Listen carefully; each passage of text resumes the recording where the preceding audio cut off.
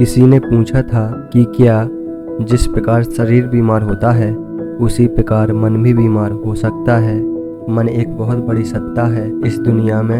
आपके आसपास जो भी घट रहा है वह सब मन का ही परिणाम है।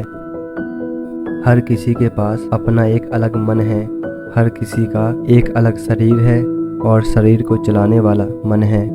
मन इस शरीर में रहता है, शरीर के साथ मन तो मर जाता है लेकिन उसके द्वारा इकट्ठा की हुई भावनाएं शेष रह जाती हैं जो दोबारा से एक नए शरीर और मन में समाहित हो जाती हैं। जिस प्रकार हमारा शरीर बीमार होता है उसी प्रकार हमारा मन भी बीमार होता है। दुनिया में शरीर की इतनी बीमारियां नहीं हैं जितनी बीमारियां मन की होती हैं। स्वस्थ मन के साथ यह दुनिया जन्नत या स्वर्ग से कहीं अधिक हो सकती है, वहीं बीमार मन के साथ यही दुनिया नर्क से बदतर भी हो सकती है। हमारा मन एक बहुत ही जटिल प्रक्रिया है लेकिन यह प्रक्रिया बहुत ही सुचारू रूप से काम करती है। वैसे तो इसमें कोई गड़बड़ी नहीं होती लेकिन कभी कभी मन वह कार्य नहीं करता जो उसके होते हैं। मन के दो मुख्य कार्य होते हैं, पहला कल्पना करना, दूसरा इच्छा शक्ति प्रकट करना। मनुष्य कल्पना करता है, आकाश में उड़ने की इच्छा शक्ति के सहारे वह हवाई जहाज बना लेता है। मनुष्य कल्पना करता है ब्रह्मांड को जानने की, तब इच्छा शक्ति के सहारे वह हम्बल टेलीस्कोप जैसी बड़ी आंख भी बना लेता है ब्रह्मांड को देखने के लिए, जिसे वह छोटी छोटी आंखों से नहीं देख सकता, अपनी इच्छा शक्ति से देख पाता है। जब मन बीमार होता है तब वह ना तो कल्पना ही कर पाता है और ना ही इच्छा शक्ति को उत्पन्न कर पाता है। एक व्यक्ति क्रोधी है, उसके मन का आधार क्रोध ही है लेकिन वह क्रोध नहीं कर रहा। इसका मतलब यह नहीं है कि उसने क्रोध पर विजय प्राप्त कर ली है, बल्कि उसका मन क्रोध को प्रकट करने में सक्षम नहीं रहा। मन में क्रोध की ऊर्जा तो उत्पन्न हो रही है मगर वह ऊपर तक नहीं आ पा रही, जिसकी वजह से इसकी जिंदगी में होने वाले रोजमर्रा के कार्य प्रभावित होने लगेंगे। वह हंसना तो चाहेगा किसी बात पर हंस नहीं पाएगा। वह बिना वजह, बिना किसी कारण के या ऐसे किसी कारण से जो बीत चुका है बरसों पहले, उसे सोचकर रोने लगेगा। उसे खुद को महसूस होगा कि उसके साथ कुछ गलत हो रहा है, लेकिन वह गलत क्या हो रहा है यह जान नहीं पाएगा। हम सबके मन का एक आधार होता है, यही आधार हमारे जीवन का भी होता है। हम में से कोई क्रोधी होता है, कोई दयावान होता है, कोई लालची होता है तो कोई क्रूर होता है और कोई एकाध इन सबसे ऊपर होता है। हमारे मन का जो आधार है, जब हमारा मन उस आधार पे नहीं चल पाता, हमारी इच्छा शक्ति बिखरने लगती है। हम कुछ करना तो चाहते हैं लेकिन यह नहीं होगा, मैं नहीं कर सकता, ऐसा नहीं होना चाहिए, ऐसा क्यों हो गया, ऐसे विचार मन के भीतर प्रकट होने लगते हैं। हालांकि यह विचार कहीं बाहर से नहीं आते, यह विचार भी मन ही प्रकट करता है। मोटे तौर पर मन के 3 हिस्से होते हैं या कहें 3 स्तर होते हैं। वैसे मन के 7 स्तर होते हैं लेकिन हम यहाँ मन के 3 स्तर पर ही बात करेंगे। पहले स्तर पर हम सब जीते हैं। यहाँ पर जीने वाला व्यक्ति अपने आसपास के वातावरण में पूरी तरह से व्यस्त होता है, वह अपने मन के आधार पर पूरी तरह से जीता है। दूसरे स्तर पर बहुत थोड़ी से लोग जीते हैं, तीसरे स्तर तक पहुंचना बहुत मुश्किल होता है और यही तीसरा स्तर हमारे जीवन का आधार तय करता है। जो व्यक्ति पहले स्तर पर जीता है वह जो है वह पूर्ण रूप से वही दिखाई देता है। अर्थात अगर वह दयावान है, हंसमुख है तो हमेशा आपको वह वैसा ही नजर आएगा। अगर कोई क्रोधी है, लालची है तो वह अपना पूरा जीवन इसी प्रकार बिताएगा। जबकि जो व्यक्ति अपने मन के दूसरे स्तर पर उतर सकता है वो आपको कुछ बदला बदला सा नजर आएगा, क्योंकि यह व्यक्ति अपने मन के विचार को पढ़ने में सक्षम होता है, अपने कर्मों को देखने में सक्षम होता है। इसलिए यह व्यक्ति अपने विचार और कर्मों में अंतर ला सकता है।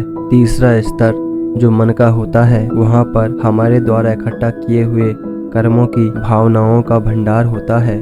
यह कर्म भंडार पिछले जन्मों का, याद रहे पिछले जन्मों का, ना कि पूर्व जन्मों का।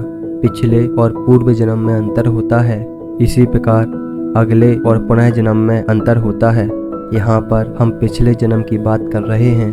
पिछले जन्मों में किए हुए कर्मों की भावनाओं का भंडार मन के तीसरे स्तर पर होता है। यही स्तर हमें आधार प्रदान करता है। इस दुनिया में जीने के लिए यहाँ पर 2 प्रकार की तरंगों का भंडारण होता है, सकारात्मक और नकारात्मक। क्रोध के समय नकारात्मक ऊर्जा तीसरे स्तर से उठकर दूसरे स्तर पर आती है। दूसरे स्तर पर यह आपके विचारों के हिसाब से रूप धारण करती है और पहले स्तर पर प्रकट हो जाती है। इसके बाद आप इसे बाह्य जगत में प्रकट कर देते हैं। दया या प्रेम के समय इसी तीसरे स्तर से सकारात्मक ऊर्जा बाहर निकलती है। दूसरे स्तर पर यह अपना रूप आपके विचारों के हिसाब से बदलती है। पहले स्तर पे प्रकट होती है और तब आप इसे बाहरी स्तर पर प्रकट कर देते हैं। सवाल था कि मन बीमार क्यों होता है। मन के बीमार होने का कारण यही तीसरा स्तर होता है। जब मन के इस तीसरे स्तर पर नकारात्मक ऊर्जा का भंडारण ज्यादा हो जाता है, हर बात पर यही ऊर्जा बाहर की ओर निकलने लगती है। छोटी छोटी उदास होने वाली बातों को भी यही नकारात्मक ऊर्जा बड़ा बना देती है। आपने सुना होगा उन व्यक्तियों के बारे में जिन्होंने अपने जीवन में बड़ी असफलताओं का सामना किया। लोगों ने उन्हें ठुकरा दिया, उनके पास कुछ भी नहीं बचा, फिर भी वो अपने पैरों पर वापस खड़े हुए। उन्होंने सबका सामना किया। और इसका कारण क्या है? इसका कारण है मन के तीसरे स्तर पर उत्पन्न सकारात्मक ऊर्जा।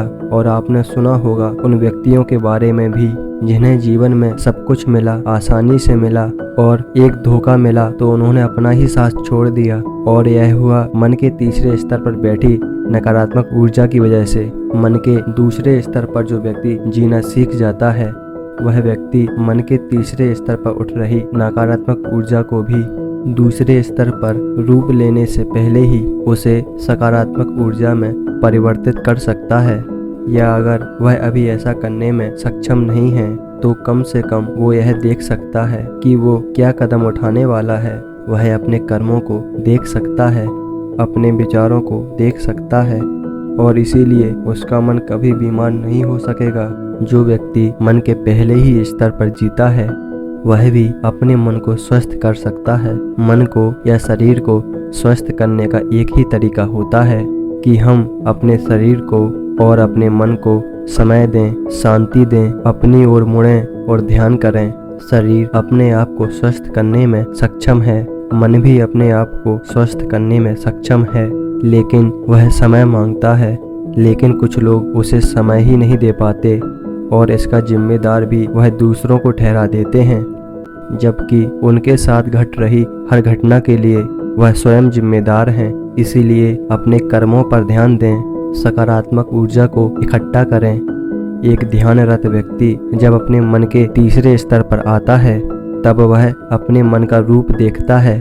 वास्तव में यह मन का रूप नहीं होता, वह उसका स्वयं का ही रूप होता है, जो सकारात्मक होने पर भगवान के रूप में दिखाई दे सकता है और नकारात्मक होने पर शैतान नजर आ सकता है, जिसे बुद्ध मारा कहते हैं। हालांकि जब व्यक्ति अपने मन के तीसरे स्तर पर आता है, तब उसे अपने मन की सभी बुराइयों का सामना करना पड़ता है। लेकिन जिस प्रकार वह मन के दूसरे स्तर पर ऊर्जा को परिवर्तित करना सीख लेता है, उसी प्रकार से वह उन सब बुराइयों को समाप्त कर पाता है और पवित्र रूप से सकारात्मक ऊर्जा ही बच जाती है। एक कहानी है, एक गुरु का एक शिष्य था। वह शिष्य कुछ बड़बड़ाता रहता था।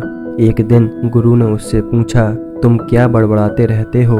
मैंने तुम्हें कई बार देखा है, कुछ मन में है, कुछ कहना चाहते हो तो कह दो। शिष्य ने कहा, गुरुदेव, मैंने एक सुंदर कन्या को देखा। जब से मैंने उसे देखा है, तब से मेरे मन में उसके प्रति अश्लील भावना उत्पन्न हो रही है। मैं अश्लील शब्दों का उच्चारण करने की कोशिश करता रहता हूँ, लेकिन आपके डर के वजह से मैं जोर से नहीं बोल पाता। गुरु ने कहा, क्या ऐसा करने से तुम्हें आनंद मिल रहा है? शिष्य ने कहा, हाँ गुरुदेव, एक अजीब सा आनंद प्राप्त हो रहा है। गुरु ने कहा, मेरे साथ चलो। वह गुरु अपने शिष्य को पहाड़ की एक चोटी पर ले गया और उन्होंने कहा, यहाँ पर तुम जोर से अपने अश्लील शब्दों का उच्चारण कर सकते हो। यहाँ आसपास तुम्हें कोई सुनने वाला नहीं है। इस घाटी को अपना मन समझो। यह कहकर गुरु वहाँ से चले गए। शिष्य ने वहाँ पर जोर जोर से अपने शब्दों का उच्चारण किया, लेकिन हर बार जब भी वह कोई शब्द बोलता वह उस घाटी से गूंजकर वापस उसके कानों में सुनाई देता। वह एक बार बोलता और उसे 3 बार सुनाई देता। 1-2 बार उसने कोशिश की, लेकिन अपने ही शब्दों को अपने पास आता देख वह चुप हो गया। वह गुरु के पास वापस लौटा और उसने कहा, हे गुरुदेव, वह शब्द सुंदर नहीं हैं, उनमें कोई आनंद नहीं है। जब तक मैं उन्हें मन में उच्चारण कर रहा था तब तक आनंद प्रतीत होता था, लेकिन उस घाटी में जब वह शब्द गूंजकर वापस मेरे पास आए तब वह बहुत ही कुरूप नजर आए। गुरु ने कहा, जो कुछ भी तुम इकट्ठा करोगे वही सब एक दिन तुम्हें इसी तरह वापस मिलेगा, 3 गुना मिलेगा। जो तुम्हें आज स्वर्ग दिखाई दे रहा है वही सब कल तुम तक नर्क बनकर वापस लौटेगा। अगर तुम एक अच्छा शब्द बोलोगे तो 3 गुना अच्छे शब्द तुम तक पहुँचेंगे।